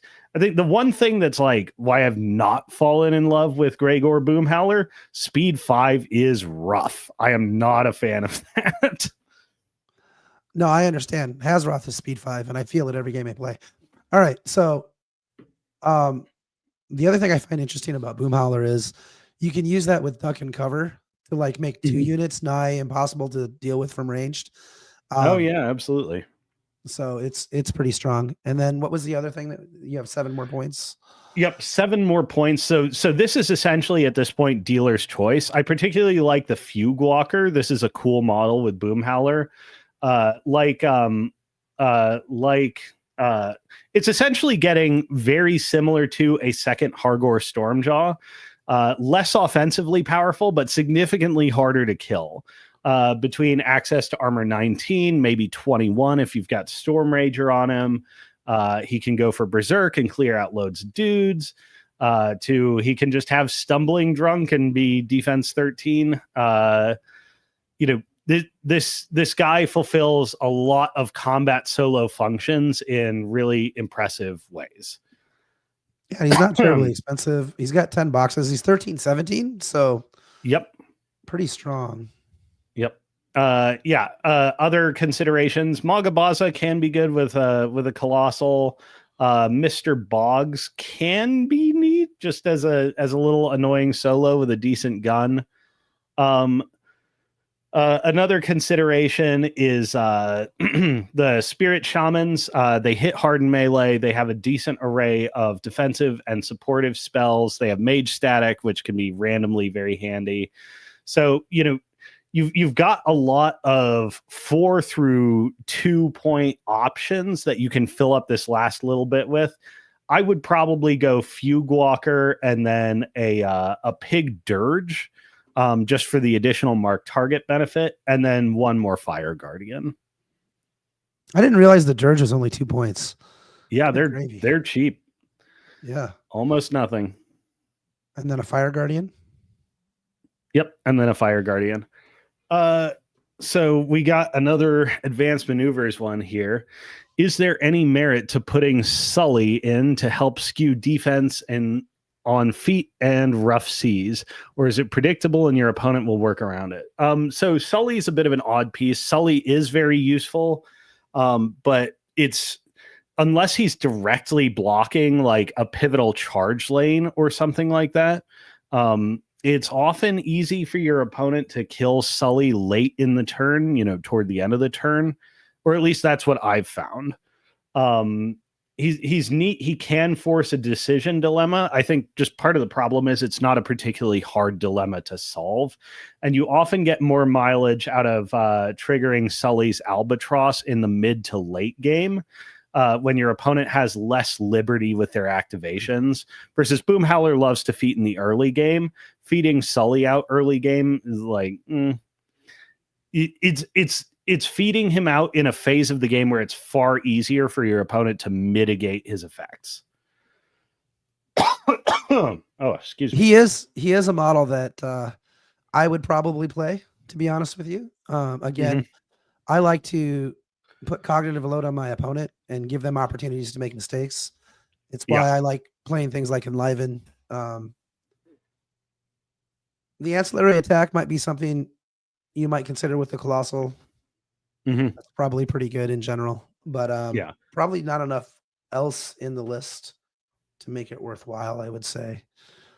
But this is a 100-point list. It looks pretty solid to me.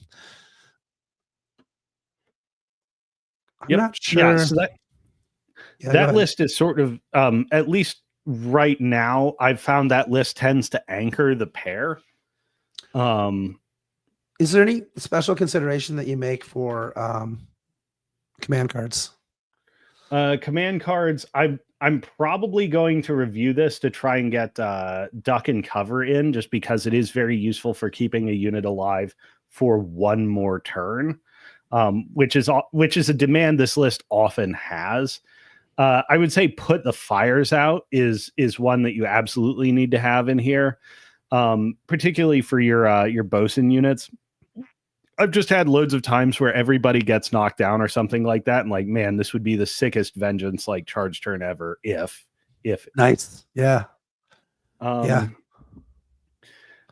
Yeah, I think flex points maybe my current roster is Blessing of the Gods, Careful Reconnaissance, Hit and Run, Lucky Penny, Put the Fires Out. I would probably dump Lucky Penny or Hit and Run to pick up Duck and Cover. Yeah, I could buy that. All right, cool. Now you've built this list. Is this sort of your general list? You can play this into almost anything kind of list.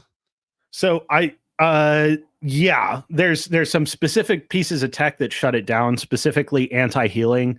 Armies that can wipe out those dudes very, very quickly. That's a big problem. I'm leery about dropping this into Necrofactorium if Decathus is on the table.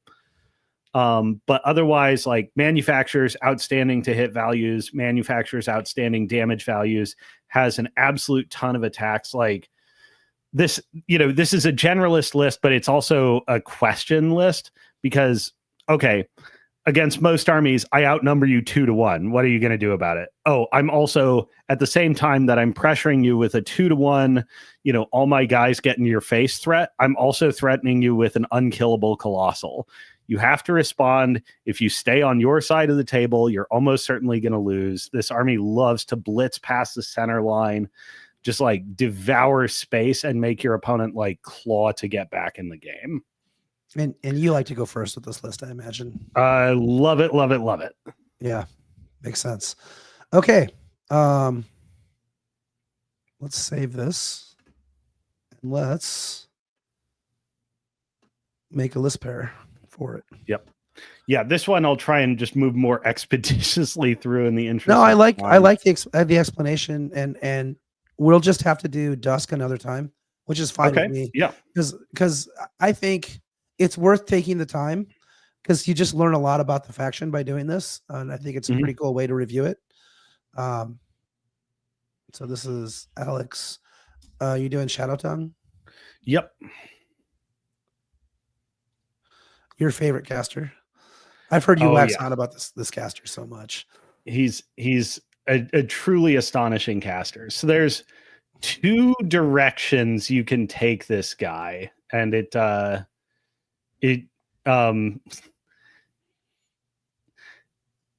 would almost say the big directions are whether you want to be whether you want a second question list or whether you want an answer list. He can kind of be built to do both. In the interest, and we mentioned like having similar offensive or defensive profiles in particular in a list. If you're building an answer list for Shadowtongue, you're actually probably starting with an Abyssal King. But we'll build the other one. I know you expressed some skepticism about running the same Colossal in both lists. One thing I found about the King with Shadowtongue plays very differently than with Boom Howler. I believe you. I just would hate for you to run into somebody that that just dumpsters a Colossal for free. Dumpsters a Colossal for free. I mean, not a lot of things do that, but there are probably some lists that do that. I feel like my Helith list dumpsters a Colossal for free. Yeah, that's almost certainly true. Helith also dumpsters all of Boom Howler's guys. Yeah. So, right. That's one to watch out for. We'll go with the other question though, which is it's funny because this is kind of a double question pair, which is, okay, what if I pressure you on every vector of the game on every turn? So, just getting real quick into what Shadowtongue does and how he does that. We're looking at Arcane 8, Control 16 with Bird's Eye and Dark Rituals. So when he's casting directly or his War Beasts are charging or whatever, ignore line of sight, like ignore models, forests, and clouds for line of sight. That's a big deal. This takes away a ton of hiding spots. He can also channel through any warrior model in his 16-inch control area. This means he can get spells to almost every corner of the board, often coming from angles you don't expect. His feat drops the cost of all of his spells by 1 and lets his Warbeast Animus for free. His spell list natively is Gallows, Ghostwalk, Hexblast, Revive. So he's starting with 2 range 10, POW 13 offensive spells. That's good power, good range. Both of these have great utility with threat range manipulation or removing upkeeps. He has Ghostwalk, so he can combine Bird's Eye with just the ability to move through models and forests at no penalty. And it's also a great generic fixer spell. Like, with as much fury as he has, it's almost pseudo tactician. He has Revive, so he can pressure you on the attrition vector. Shadowtongue is almost always going to want to run at least a few Marauder crew units. If he has to, he can just pivot into pushing the Revive button every turn, and you make no headway against infantry. All of these superlative things before we get into the rack options. So if you're not running Shadowtongue with a king, one spell that gets glued to his card almost every game is Perdition. So he picks up a cost 2 offensive spell that on his feet is cost 1.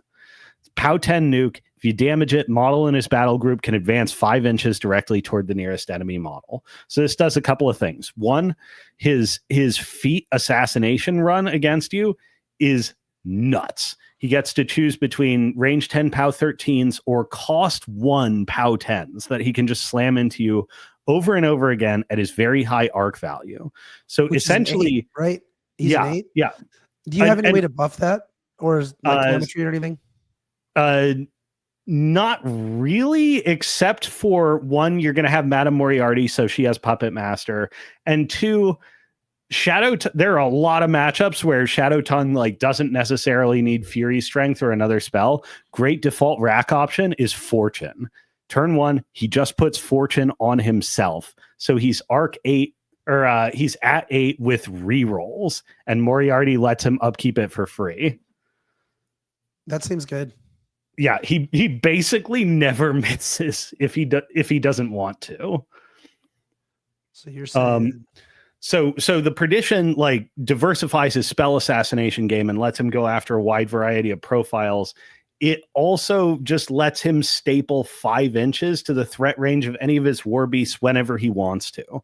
Because, normally range 10 spell, hugely limited. He can pile this through any warrior model. He can basically always put down a Perdition. It's never off the table for him to Perdition. So you also what have you run Gallows. into. So yeah, you also have Gallows. So like if your Warbeast threatening 15 inches wasn't enough, like when I'm having the conversation with my opponent, like, what's your threat range? It's like, okay, I'm going to start with before Gallows is the qualifier on every number I give you. But it's going to be 15 on these Warbeasts, and you have to watch out for, I can extend that to 16 to 21 or more. So Kyle is also on the train of we don't need a Colossal in both lists. He said that there's a lot of legacy lists that dumpster Colossal, Crix with Bane Warriors, or my Rulik with lots of Siege Breakers. Mark IV old Umbre Primeval under Primal would be a favorable trade. Mm-hmm. That's fair enough. That's absolutely true. All right. So let's start building out this list then. Yep. Actually, it sounds like a supremely flexible caster, which I like. Yes. It seems like to me, since you're running a dude spam list, I feel like a heavy battle group makes a lot of sense. Mm-hmm. Yeah. He's a flexible caster. He does great with battle group. He wants to have options for dudes. But if you're not building him with a Colossal, then then battle group is probably the way to go. So the way I like to do him, oh gosh, we can get into like the characters and stuff. But I think a good default is just push the Deepborn Dire Troll button 3 times and the Virager once. I already hit the Virager. Yep. And we can potentially change our mind later and convert one of those Dire Trolls into, I think Chum is probably the hotness right now. Okay.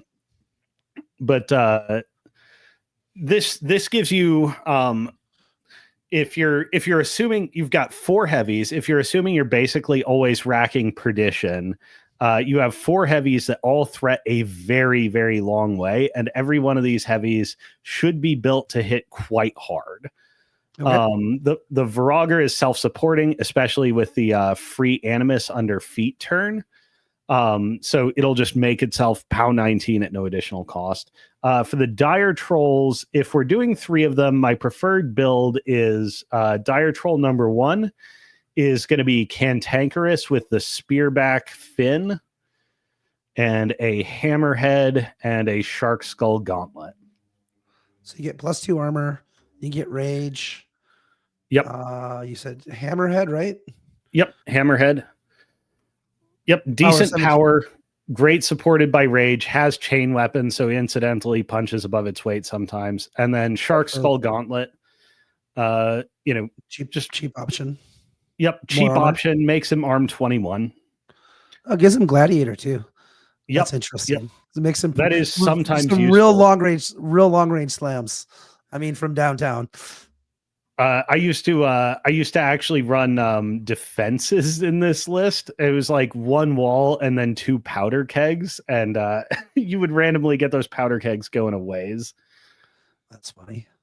Okay. The Dire Troll number 2 is going to be same as the first, except you trade the Shark Skull Gauntlet for a Crab Net. Crab Net, not good. Not a fan. The Crab Net is just such a cheeky weapon. It really is. Ranged, having access to ranged knockdown is a big deal. And back last year, I just had a lot of games where like Magnus or Big Pig would come forward as we were going through, the plays of the game. They'd get toward the center, the caster would get toward the center, and I'd look down at the board and oh, your caster is one of the 2 closest models next to Invictus, so I'm just going to throw a Crab Net at him and end this game. Yeah, that's crazy. The other nice thing about the troll buffs is you can buff this Crab Net to hit at extremely big numbers if you want, right? Yep. You can rage it up to be a, what is that, POW 16 direct hit and POW 12 blast. Do not want. Yep. And even though this guy's not a bellower, you throw the Virager and we'll get a Pig Dirge in there eventually. This guy can be Rat 9 with it too. That's awesome. Yep. Okay, third one. This one is going to be a Bellower Head Minnow Fin. And then we're going to go with the Anchor and Squid Blaster for the arms. So this is a model that I hate to add because the Squid Blaster is not as good as it used to be, but I also hate to remove. Having at least one of your trolls swinging an anchor is a really big deal. There will be hard targets you need to punch through on this list, and that extra 2 points of power will be meaningful. So this guy's a minnow, so he's low armor. This is sort of your go fast rocket. This is probably the guy you want to initiate trades with, or if you're holding back to deal with if you're dealing with an ultra hard piece that's going to take some dedicated effort, this is the guy you keep in reserve to make it happen. All right, let's look at Chum, because Chum costs the same pretty much as those other models, right? Yep. So Chum is a weird one. Hyper regeneration is real good. What's his armor is only 19. Yep. And he has Animus for rapid healing. So he'll heal the D3 every activation just for free. And then at the cost of 1 Fury, he'll pick up, you damage him, he heals D3. At base armor 19, he's quite tanky. The rapid healing makes him even tankier. He also has Stumbling Drunk. Yeah. Yep. So if an enemy heavy commits to, try and take him down, you best have plans to mitigate him just walking away from you. Yeah, so I think that's important to talk about. So if you put Chum in and then you have Enliven and you have these heavies that rocket out there, you're putting a lot of cognitive load on your opponent. You're really making them think. I like that idea quite a bit, actually. Yep. Chum is also great on the offense as well as his defensive abilities. One caveat I will say to the stumbling drunk thing, Chum weirdly doesn't like getting shot at. It makes it difficult to, set up his his offensive threat projection if your opponent can just walk forward a couple of dorks with like POW 10s that they don't care about, fire some shots at Chum and force him to stumbling drunk away and clear up, territory that they can move into. He just has to be hit to trigger stumbling drunk. I hadn't thought about, and it's not optional. Yeah. So Chums sometimes can force you to rack fortify just if you're in a tense game of rocket tag, just to mitigate that. Now you can put Marauder Crew around him to stop him from stumbling backwards, right? This is true. Yes.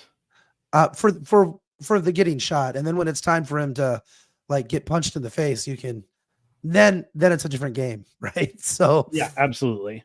Yeah. No, yeah, and because you have Ghost Walk, it's actually fairly easy for you to anchor models in this army. You don't have to worry too much about gumming yourself up. He's got 3 initials, including a POW 18 chain weapon attack. He's got a base mat of 8. I don't know. He seems like he's pretty good to me. I would probably the interesting one is this battle group can sometimes struggle into infantry. Like a dire troll doesn't necessarily want to be spending 4 fury punching dorks. Chum has Warhead. Chum needs to spend like no fury punching dorks because he drops massive death AoEs every time he hits. Yeah, that's crazy. It's particularly funny too. If he's punching like a colossal, you're just like, oh yeah. Yeah, everything within 2 inches of your colossal is getting POW 10 blast damages. I love it. Just the idea of it sounds pretty cool. Yeah. Let's leave the trolls for now, and we'll come back to Chum in a minute. We'll probably cut the dire troll number 3, but I want to see where the points take us for what we have flex to do. Okay. So next element, we're attachments for the Marauder Crew. I put 2 Marauder Crew in because he said he wanted at least 2. I'm gonna go with double tappers on these. Makes sense. Tappers are great. They're the most self-sufficient. They need the minimal amount of support. They have that extra mat buff, which is a big deal. Mat and rat. They're the hardest to kill, which is great because when Shadowtongue has resources for it, he can revive them. Next unit, pig boarding party. Okay. So Shadowtongue absolutely loves these guys because most of his plan is happening in the center of the board with his battle group. And that's where he wants to commit most of his resources. He'll often need guys to come in and say, like, we're going to give you one more turn, boss. Scenario isn't going to get away. You will be able to connect with the threat ranges, before your opponent scores out. Pig boarding parties are great for this. I do like running a coxswain on them.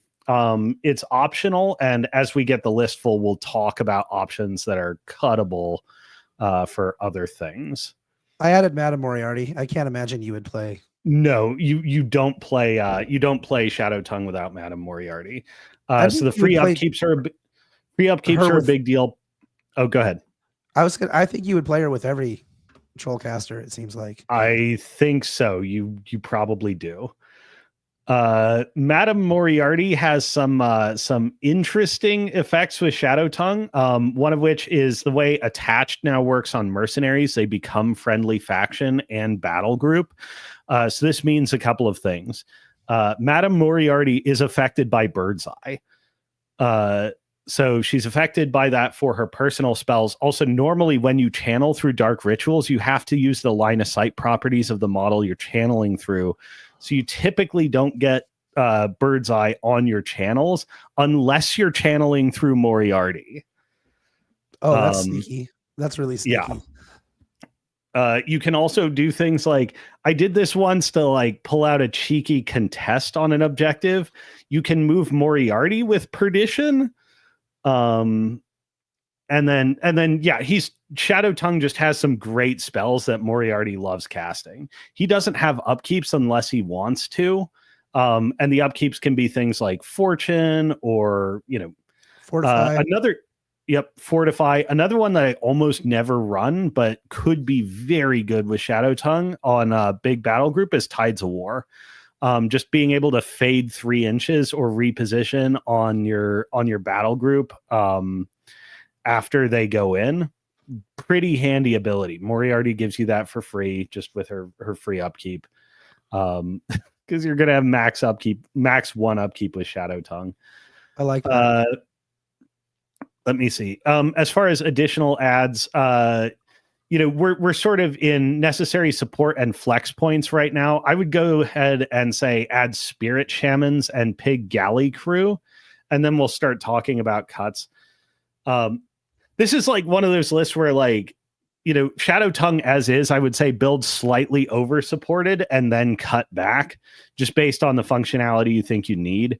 Pig Galley Crew is a condition unit. They're great for the approach, or often you'll get to pull free pieces because your threat ranges are so long without necessarily needing to lose the piece you sent in. So you'll need to do fury mitigation. So condition can be useful.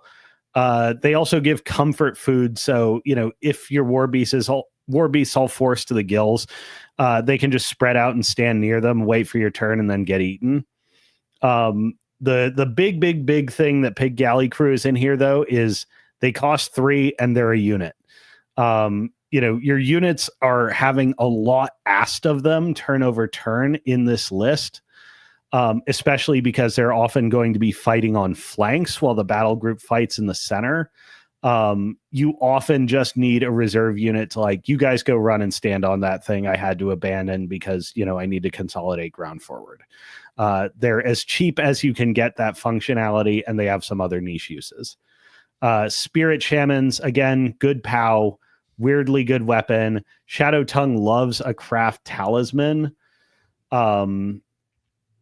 For his direct spell range amplification. Black Waters is also nice because these shallow water areas that the Spirit Shamans generate give your battle group concealment, as all of them are amphibious. Good reservist unit, also capable of doing some decent business. Also 4 points. So also 4 points. Utility for 4 points. I was gonna say I would probably put Magabaza in there, just because I really want to enliven with a big battle group that can range out the way it does. Yep. We'll go ahead and if we're adding Magabaza, go ahead and cut the Spirit Shamans. Okay. Are you sure? Yep. I mean, this is your list, not mine. Well, so like I said, there's a bunch of ways to build this, and we're kind of over supporting it. And then making cuts from there. I would say 2 more support elements. Oh yeah. Is there a world where Shadowtongue wants double Virager? I think there can be. And I think one of those possible worlds is actually where you look at going 5 heavies. You have to make some major cuts to get there, but it is possible. I like that idea, actually, to be honest with you. 5 heavies can be pretty oppressive, and the Virager is such a cheap package. I will say, if you're in the 4 heavy domain, I find it hard to recommend a second Virager. While it has utility with the drag tongue, and its power is good, and its threat range is obnoxious, one of the issues with the Virager is every Virager you substitute for a Dire Troll, you do have a palpable loss of hitting power that you do feel over the course of a game. Yeah, and I'll also point out they're only Fury 3. So yes. Do you have a way to give free charges? Nope. Okay. That's a big deal then, being Fury 3. Yep. The free Animus helps offset it, but the reality is they're basically only making 4 substantial attacks. Makes sense. But still, it's a 12. It's priced like a light, kind of. 12 points is relatively It's low. Basically cheaper than any cheap Dire Troll you would put together. Yeah, makes sense. Actually, I want to do that as a thought experiment. What is the cheapest Dire Troll you can put together? It's not pretty. Yeah.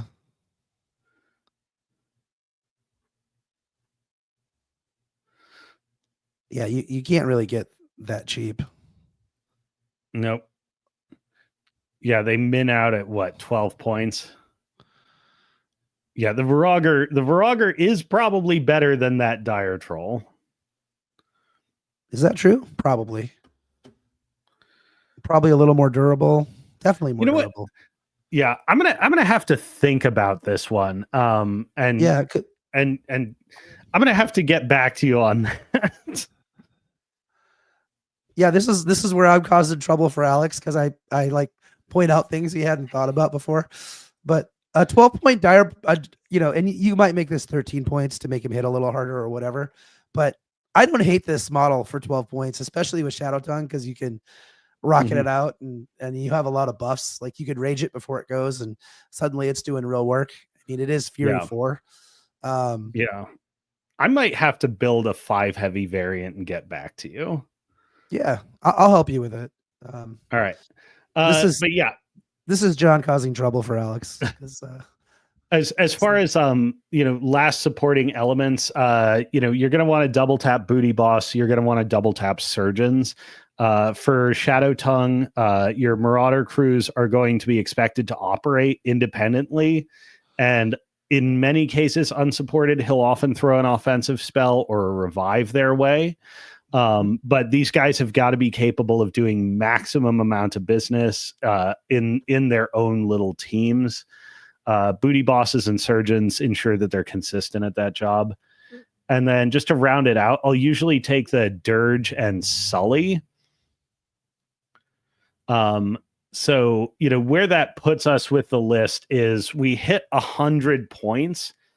And this is sort of the base template. And from here, it's a matter of like refining to taste. Did I miss a point somewhere?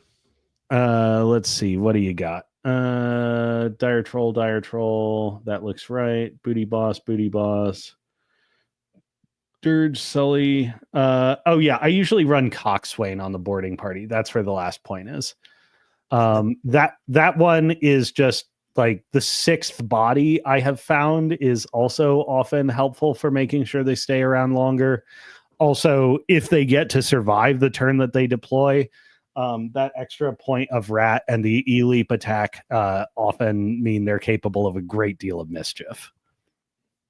Yeah, they can do some really good damage. And then especially if you get like a marked target over by them, which I have seen happen. Oof. Yeah. Like they do real work, which is really embarrassing to get blown up by pigs. Yep. So that puts us, and as far as command cards, I usually go Blessing of the Gods, Hit and Run, Careful Reconnaissance, Lucky Penny, and Sapper. Sapper is just super important to be able to remove defenses to ensure that your assassination run is on, or that your Dire Trolls get to connect with a charge when you really need them to. Got it. So things we're considering finding room for Chum. Yeah. And then we've got a bunch of like flex points, like Sully and the Pig Dirge are fantastic arc nodes. Shadowtongue, by the way, manages Sully and getting Sully's Albatross to where you want it, because you'll often want Sully forward being a speed 7 repo 5 model as a great channeling vector. Sully's also AD, so he'll let you put firepower down range very, very early. You can also, interestingly, you can't trigger Albatross yourself, but you can trigger Fiery Blast yourself. If you kill him with Dark Rituals, he does trigger a Fiery Blast. Oh, that's gross. Yeah. You could just go park him. Well, it's a little bit tricky though, because you can't be engaged in channel through him, right? So yeah, that's right. Yeah, but you just find like melee range 0 or melee range 1 models that you want to dump free POW 14s onto. Yeah, exactly. Love it. I mean, you could even use that as an element of an assassination run, and just park Sully next to a caster. That's funny. I dig it. Yeah, Sully's not hard to kill, too. You may even consider just throwing a Hex Blast just to clip him with blast damage. I'm really interested in experimenting with the battle group in this list, actually. I'm going to play with it some. That's where a lot of cuts can be made. Like your flex points are things like spirit shamans, maybe the galley crew or the coxswain. Like Dirge and Sully are potentially up for cuts. You can tinker with the loadout on the beast to make them cheaper. So like, I think a fairly straightforward thing is like, it's very easy to find 2 points in this list, say, to turn the Bellower into Chum. And the power difference, I think, between the Bellower's Anchor and Chum's Mind Flail is like, it's still workable. It's not as outright powerful, but it's still workable. I like that. So like, this list, I'm not necessarily focused on getting into its final form. And like, I'm still internally debating what version of this list do I want to play. But this is like the broad template for successful big battle group Shadowtongue. I like it a lot. I also find it interesting how you kind of put 2 surgeons, and it seems like a lot of your lists, because it's 4 points to give you a new vector to go after, which is just like, I'm going to start bringing guys back, and like you said, you can also cast revive, and he can cast like 2 or 3 revives a turn, no problem. On 2 fronts. I mean, often if I'm going first, I'll deploy my battle group in the center and both Marauder crew on the sides. And then turn 1, all my battle group will peel off toward the 50 mils, and all my units will crisscross and peel off toward the 40 mils. And I'll just wait and see which flank is winnable. And if it turns out I just need the infantry flank to like buy time, Perdition's only a cost 2 spell. You don't necessarily need that many of them every turn. So you can cycle the rest of your Fury plus the Surgeons into revives and just ensure that, like, okay, while I may not win on the infantry flank, I'm not going to lose anytime soon. It just opens up a mode switch. If what you're doing with the battle group isn't necessarily going to be the game winner, you can pivot very easily into making the infantry the game winner. In effect, like the surgeon is like 2 extra. Each surgeon is an extra spell slave that only casts revive. That's pretty sweet. Yeah. So the trade-off between the anchor and the hammerhead is the 1 inch of reach. Yep. Which makes sense. Yep. That's part of why I run the Squid Blaster, is at least against heavies, it lets you equalize that range. What does the Squid Blaster do again? Let me look. It's a spray. Oh God, what is it now? Spray 12, POW 12. You've got drag on the little squid. Yeah, I see. On the squid grab. So you punch him with the squid first, even if you don't make it to bring him within range of the anchor, and then you. Mm-hmm. That's good tech. I hadn't noticed that. So. Yep. It's one of those models that I hate to bring, but he does good work. And I mean, the more I think about it, the more I am tempted to trade out the Bellower for Chum. Chum doesn't get the free charge, but he's got the durability and he's got the infantry clearing power, and he's 1 power less, but like, hold on. So what? How does the Bellower get a free charge? The Minnow Spine gives you fight or flight instinct, so run and charge without being forced. Oh, yeah. This is actually like answering the rabbit hole question of, okay, do you go double Viraggers? Like, okay, do you go 5 heavies? Is like the direction I'm already thinking of contemplating that is like, all right, just take every beast and cut it down to a minnow. And don't even try and lean into their resilience at all. They all become just fire and forgets. Yeah, and I mean, they're still a heavy, so they're still pretty resilient. And I find that if people are going after your heavies, until you get to armor like 21, 22 is where you really start to see the resilience start to spike up, in my opinion. Although I guess there is a pretty big difference between 18 and 20. That's a pretty big curve too. Yeah, for sure. But yeah, no, but a free charge, you get so much more work out of these guys. I don't know. We're gonna have to talk about this, because there's I don't know, there's some thoughts I'm having.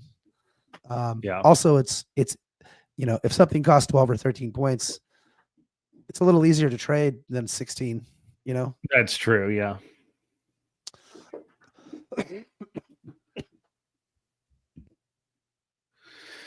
Oh, what do you think, John? We're sitting at 7:04, and I think have more open questions than we have closed ones at this point. Yeah. Well, that's the thing. This is why I wanted to do this episode tonight, because we didn't have anything planned because I've been sick. But I knew that it would go in so many interesting directions, and we would learn a lot about trolls just in the process of building lists for it. And then just me asking dumb questions. Because I just don't know any better. But yeah, that's interesting. I actually kind of want to build some troll lists now, which I had no desire before we had this conversation. So I appreciate that. They're such a cool faction. Yeah, they really are. I mean, they just have so many cheap things, which I like. Yep. Cheap and plentiful, which means you just have like a million options. You have so many 2-point options. It's great. Mm-hmm. Oh man, I didn't even make anybody angry by observing that Shadowtongue and Boomhowler are the only casters that are worthwhile in this faction with a limited carve out for Bragan. Yeah, that's the word I'm looking for. A strongly held opinion, but it is an opinion, which is okay. I guess we should just wrap it up then.